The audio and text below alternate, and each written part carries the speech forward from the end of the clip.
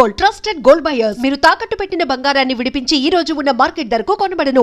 అయితే గురువుగారు కొన్ని కోట్ల దేవతలు కొలువై ఉన్న ఆ గోమాతకి ఇంత ప్రాధాన్యత ఉంది. నిజంగా ఆ ప్రాధాన్యత ఇప్పుడు ప్రస్తుత రోజుల్లో గోవుకి దక్కాల్సిన ప్రాధాన్యత దక్కుతుందంటారా? దక్కట్లేదు. నేను అదే చెప్పాను.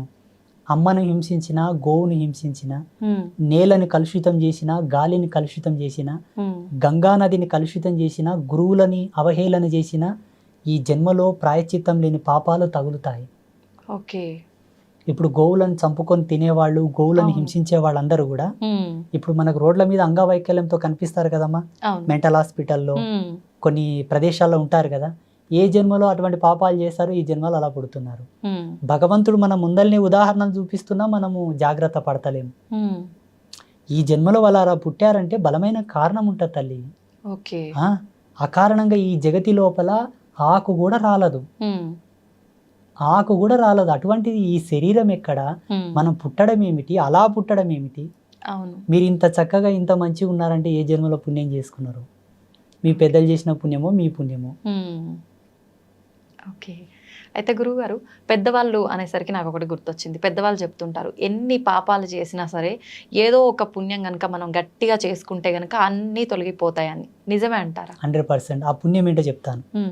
జన్మనిచ్చిన తల్లిదండ్రులను చేసుకున్న పుణ్యం 3 తరాల వరకు వస్తుంది, 3 generations వరకు వస్తుంది. చాలా పవర్ఫుల్. తల్లికి తండ్రికి ఇద్దరికి సేవ చేసి వాళ్ళు ఉన్ననాళ్ళు వాళ్ళు చనిపోయే వరకు నీ కడుపులో పుట్టిన పిల్లల్ని నువ్వు ఎంత ప్రేమగా చూస్తావో, నీకు జన్మనిచ్చిన వాళ్ళు కాబట్టి వాళ్ళని అంతే ప్రేమతో చూడగలిగి వాళ్ళకి ఏ కష్టం రాకుండా, ఏ ఇబ్బంది రాకుండా వాళ్ళని చూసుకుంటే ఆ పుణ్యం ఎంత గండంలోనే నిన్ను కాపాడుతుంది. ఓకే. రణంలో పోయినా నీ అరికాలకు ముళ్ళు నాటనట్లా బయటకు వస్తావు. మా పెద్ద మనుషులు అంటారు మోటుగా వల్ల. మీకు ఇలాగే చెప్పాలి అంటే ప్రేక్షకులకు ఇలా చెప్పాలి కాబట్టి. గోవుని పూజించినా, గోవుని పోషించినా, గోవుకు భోజనం పెట్టినా సేమ్ పుణ్యం వస్తుంది. గురువులను సేవించుకున్న, గురువులను గౌరవించిన, గురువులను ఆదరించిన అదే పుణ్యం వస్తుంది. గురువులు అంటే అందరు గురువులు గారమ్మా. కర్మరహితుడు, సంసారరహితుడు, సంసార త్యాగం చేసిన వాడు, సంకల్ప త్యాగం అనర్చిన వాడు శ్రేష్టమైన గురువు. పరిపూర్ణమైన జ్ఞానానికి సంబంధించిన వాడై ఉండాలి. విశ్లేషణాత్మకంగా జీవితం ఉండాలి. సర్వధర్మముల యందు అనురక్తి కలిగి ఉండాలి. ఆయన శ్రేష్టమైన గురువు. కాషాయం కండువ భుజమి వేసుకున్న వాళ్ళంతా గురువులు గారు. ఓకే. ఇది కూడా మరి అంటే ఇప్పుడు దొంగ స్వామీజీలు చాలా మంది ఎక్కువైపోయారు కదా గురువు గారు, అలాంటి వాళ్ళని మనం ఎలా గుర్తించవచ్చు అంటారు? ఈ జన్మలో కాషాయం కప్పుకొని మోసం చేస్తున్న వాళ్ళంతా మరో జన్మలో ఎలా పుడతారంటే మతిహీనులై పుడతారు. పిచ్చి పిచ్చి చేష్ట చేసే వాళ్ళు పుడతారు. వాళ్ళకు శాపం అది. ఎందుకంటే కాషాయం జ్ఞానంతో వ్యాపారం చేస్తున్నావు కాబట్టి మరు జన్మలో జ్ఞానం లేకుండా, తన మీద తనకు సోయి లేకుండా, ఈ జన్మలో భగవంతుని కేంద్రకంగా, భగవంతుని ఒక వ్యాపార కేంద్రకంగా పెట్టుకొని దేవుని ముందల పెట్టి నువ్వు డబ్బులు సంపాదిస్తున్నావంటే మరు జన్మలో తినడానికే తిండి లేనటువంటి దేహి అనాల్సిన జన్మలు పుట్టాల్సి వస్తుంది. భగవంతుడు వ్యాపారం కాదు తల్లి. అసలు భగవంతుని మీద మనం అసలు భగవంతుని మీద వ్యాపారమే కరెక్ట్ కాదు. అది శాస్త్ర సిద్ధాంతాలను అమ్ముకోకూడదు, పంచాంగాన్ని అమ్ముకోకూడదు, మంత్రాలను అమ్ముకోకూడదు. ఇవన్నీ కూడా పరమ పవిత్రమైనటువంటి మంగళకారకములు ఇవన్నీ. వీటి మీద వ్యాపారాలు ఏంటి చెప్పండి, నాకు అర్థం కాదు. వీటి మీద వ్యాపారం చేస్తే ఎన్ని జన్మలకైనా ఉసురు పోదు. నీవు ఒక ముహూర్తం పెట్టించావు తల్లి, ఆయన పరవశించి నీకేమైనా పెట్టిపోతే ఆయన ఇష్టం, డిమాండ్ చేయకూడదు. నువ్వు ఒక మంత్రం ఇచ్చావు, ఆ మంత్రం కొన్నాళ్ళు ఆయన సాధన చేసిన తర్వాత మంచిగా అయ్యొచ్చిండు. గురువు గారు మీరు ఇచ్చిన మంత్రం వల్ల నాకు మంచి జరిగింది, గురుదక్షిణగా మీకు ఏమన్నా ఇచ్చుకుంటానని ఆయన ఇస్తే స్వీకరించు, తృప్తిపడు. డిమాండింగ్ వద్దు, ఆర్డర్ వద్దు. ఈ మంత్రానికి ఇంత ఫీజు, నేను పంచాంగం ఇప్పాలే, తెరవాలే, ముయ్యాలంటే ఇంత ఫీజు పెట్టాలి, ముందే అపాయింట్మెంట్ తీసుకోవాలి. ఇవన్నీ ఏంటంటే వాళ్ళు కోరి పాపం చేసుకుంటున్నారు. ఇవి ఎక్కడ ధర్మంలో లేవు. అప్పట్లో ద్రోణాచార్యులంతటి వారే కురు సామ్రాజ్యం దగ్గరికి వెళ్ళి దేహి అనాల్సి వచ్చింది. ఆయనకు రాని విద్యలు లేవమ్మా, ఆయనకు తెలియని మర్మం లేదు. కానీ ఒక రాజ్య సంస్థానానికి వెళ్ళి నాకేమని ఇప్పించండి అయ్యా అని అడిగాడు. చాలా మంది ఋషులు అడిగారు అట్లా. ఎందుకంటే వాళ్ళకి చిటికేస్తే లక్ష్మి రాలేటటువంటి శక్తి సంపన్నులు వాళ్ళు. కానీ విద్యల చేత లక్ష్మిని అనుగ్రహింపమని కోరలే. ఓకే. మంత్రాలను వాడలే, విద్యను వాడలే, తపస్సును వాడలే, యాచించుకొని బ్రతికారు తప్పిస్తే మంత్రతంత్రాలతో వాళ్ళు వృత్తి సాగించలేదు. నేను దాన్ని బాగా నమ్ముతా. ఓకే.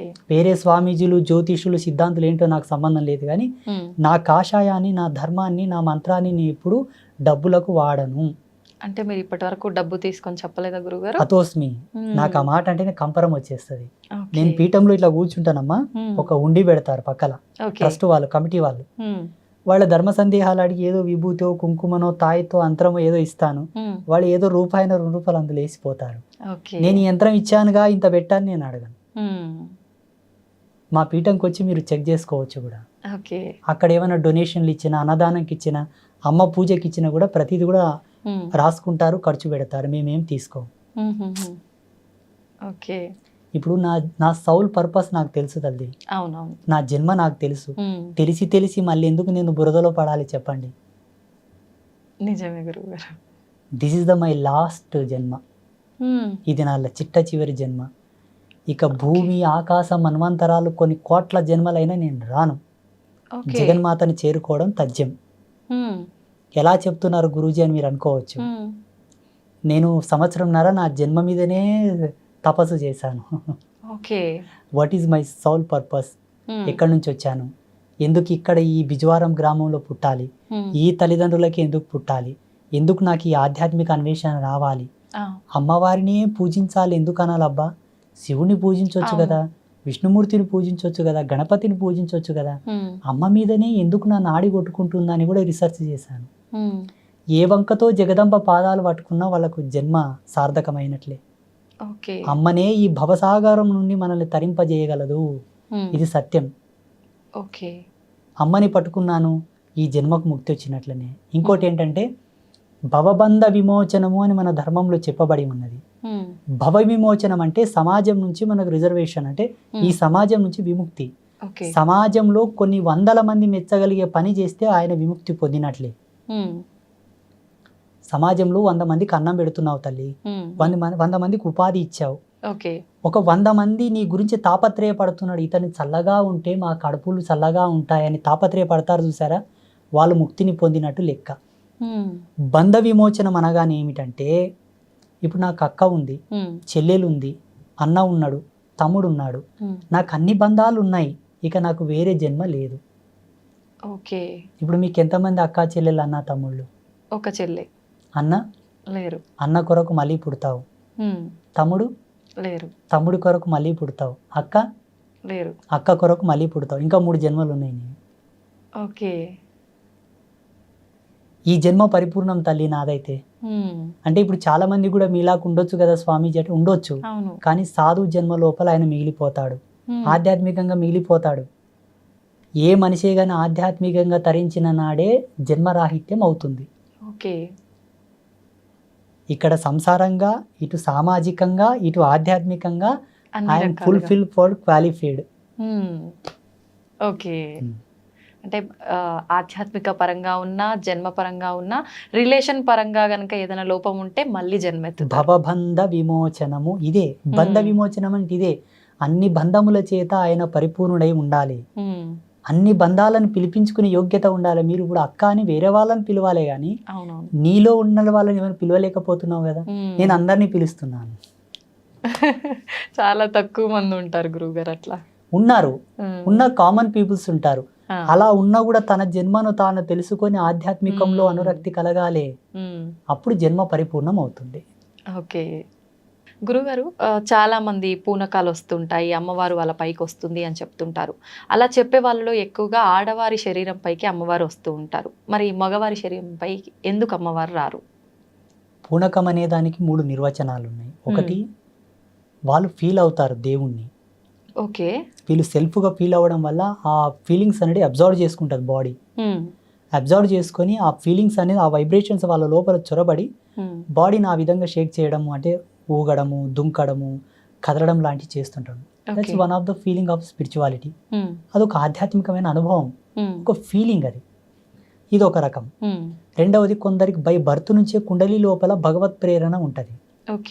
బై బర్త్ నుంచి అది ఉత్తర జన్మ లోపల ఆయన దైవ సంభూతుడై ఉండి ఆ జన్మలో అవశేషాలు తీరక చనిపోయి ఉంటే ఈ జన్మలో ఆ శేష చేసింది పూనకము వాళ్ళు చెప్తూ ఉంటారు చాలా మందికి. అలాంటి వాళ్ళే ఎక్కువగా అంటే చెడు వ్యసనాలు ఇలాంటివి ఉంటుంటాయి అని చెప్పి. అంటే ఇప్పుడు వాళ్ళు అవన్నీ చేస్తున్నారు అంటే వాళ్ళు చెప్పేదంతా తప్పు, వాళ్ళకి నిజంగా భగవంతుడు వాళ్ళ పైకి రావట్లేడు అని అనుకోవచ్చు అంటారా?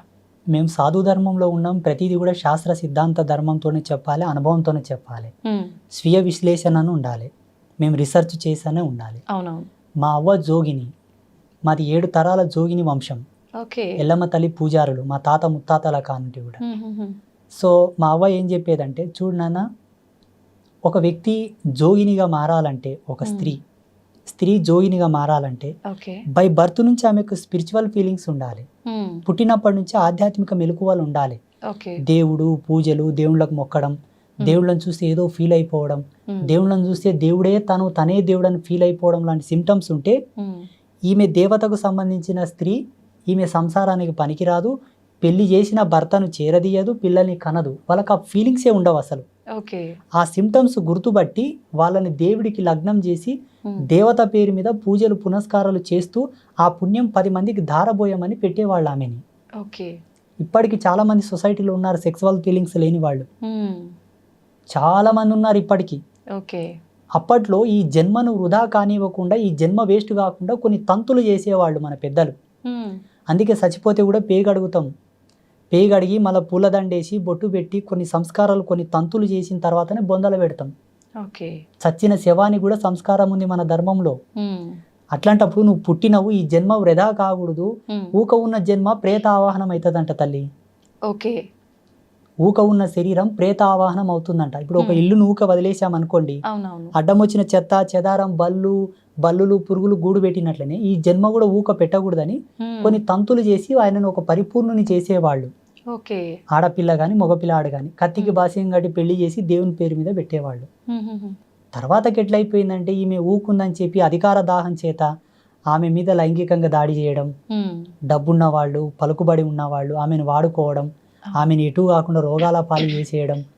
అది చూసిన కొంతమంది సంఘ సంస్కర్తలు ఉద్యమాలు మొదలుపెట్టారు. జోగిని వ్యవస్థను రద్దు చేయాలా, ఈ దేవదాసి వ్యవస్థను తీసేయాలా, ఈ దేవుళ్ళ పేరు మీద పెట్టే వ్యవస్థను తీసివేయాలని చెప్పేసి. వీళ్ళు చేసింది సత్యమే, ఎందుకంటే ఆకృత్యాలు జరుగుతున్నాయి, కానీ జరిపే వాళ్ళని అరికట్టాలి కానీ ఆ వ్యక్తిని అరికట్టడం ధర్మం కాదు. జోగిని వ్యవస్థ మీద పెద్ద విశ్లేషణ ఉంది, చాలా దార్శనికత ఉందాడా. మా నాయనమ్మ ఏం చెప్పేదంటే, కంచం పొత్తు మంచం పొత్తు లేని వాళ్ళేరా భగవంతుని పొందుటకు అర్హులనే అనేది మా నాయనమ్మ. కంచం పొత్తు ఉండకూడదు, ఎవరి పొత్తులో తినని వాళ్ళు. మంచం పొత్తు అంటే బెడ్ షేరింగ్ ఉండకూడదు. వాళ్ళు సత్యమంతులు, ఆడపిల్ల కానీ మగపిల్లగాడు కానీ వాళ్ళకు భగవంతుడు పూనుతాడు. వాళ్ళు చెప్పింది భవిష్యవాణి, మా నాయనమ్మ చెప్పేది. భగవంతుడు పూనిన తర్వాత వాళ్ళ శరీరం చాలా తేలిక అవుతుందంట. సిమ్టమ్స్ చెప్పేది మళ్ళా, ఒక తక్కెట్లో కూర్చోబెట్టి ఇంకో తక్కెట్లో 5 మల్లెపూలు వేస్తే సమానం అయ్యేవాళ్ళట. సత్యంగా భగవంతుడు వస్తే శరీరం అలాగే అవుతుంది, 5 మల్లెపూలంత బరువు అవుతుంది.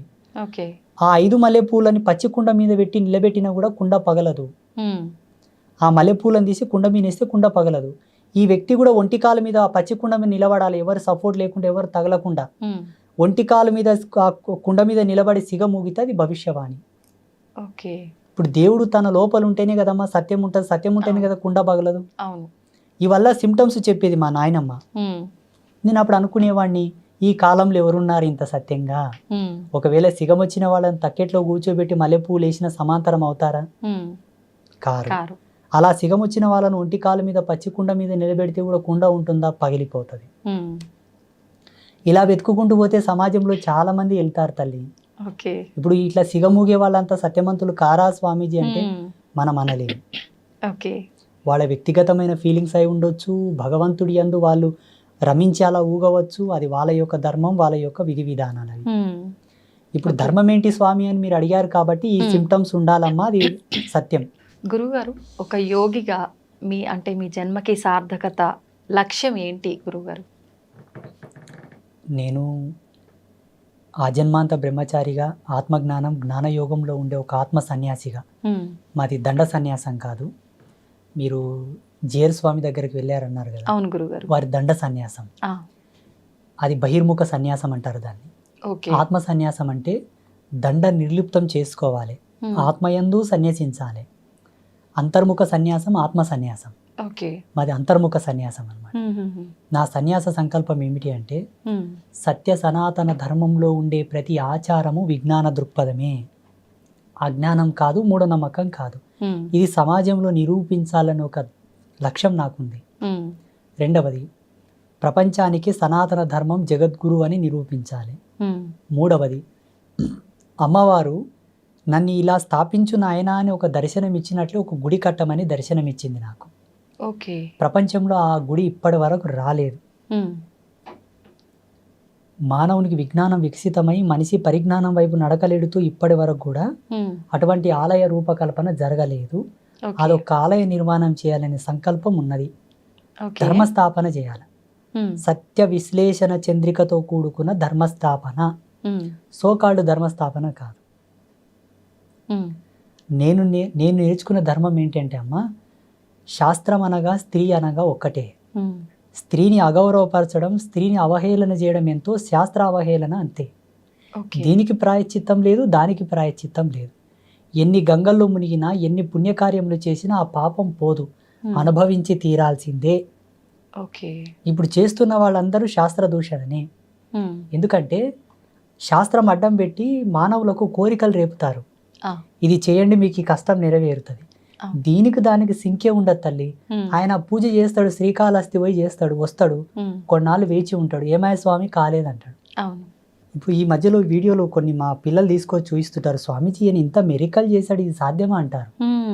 మరి నువ్వు స్వామీజీవే కదా, ఎందుకు చేయమంటారు నాతోనికొచ్చి మా పిల్లలు. కొన్ని జిమ్మికులు మ్యాజిక్లు చేస్తుంటారు, వీడియోస్ వస్తుంటాయి కొంతమంది పాస్టర్లు, కొంతమంది.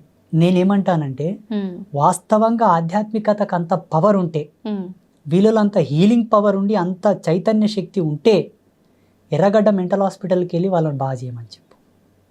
నేను వాళ్ళ కాళ్ళు మొక్కి కాళ్ళు కడిగి నెత్తిమీన పోసుకుంటా. ఈ సన్యాసం ఇడిచి ప్యాంటాంగ్ వేసుకొని తిరుగుతా. క్యాన్సర్ హాస్పిటల్కి వెళ్ళి వాళ్ళ హీలింగ్ పవర్ చేత వాళ్ళని బాగా చేయమని. స్వామీజీలు, పాస్టర్లు, ఇమాంలు, any kind of spiritual person ఎవరైనా సరే, దైవం వేరు, దారదత్తం వేరు, సిద్ధాంతం వేరు, జీవన విధానం వేరు. మనిషి తనను తాను తెలుసుకొని బ్రతకాలి. తనకు తానే రాజు, తనకు తానే ధర్మం తల్లి. ఎవరిని ఎవరు ఉద్ధరించరు. ఉత్తకథ.